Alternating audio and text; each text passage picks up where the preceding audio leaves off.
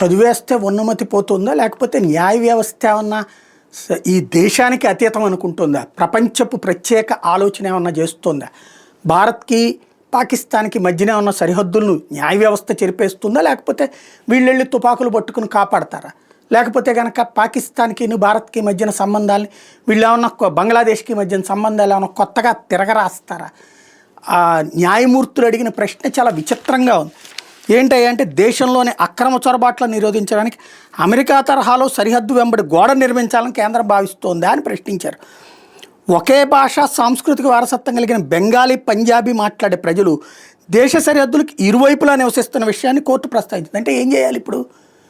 పాకిస్తాన్లోని పంజాబ్ వాళ్ళని మనకు కలుపుదా, లేకపోతే మన పంజాబ్ వాళ్ళని పాకిస్తాన్ వాళ్ళకి కలిపేద్దామా, లేకపోతే వాళ్ళని ఆడదేశం అందామా, లేకపోతే వాళ్ళని కూడా భారతీయులు అందామా, లేదా మన వాళ్ళని కూడా పాకిస్తానీలు అందామా, మన సిక్కు వాళ్ళని కూడా, లేకపోతే కనుక బెంగాలీలని వాళ్ళని మన దేశంలో కలవమని చెప్దామా, లేకపోతే మన బెంగాల్ కూడా వాళ్ళకి రాసి ఇచ్చేద్దామా?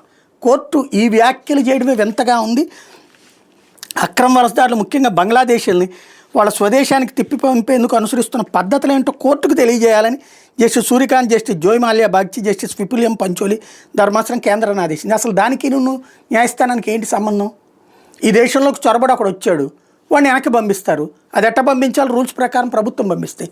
మధ్యలో కోర్టుకి ఏంటి సంబంధం?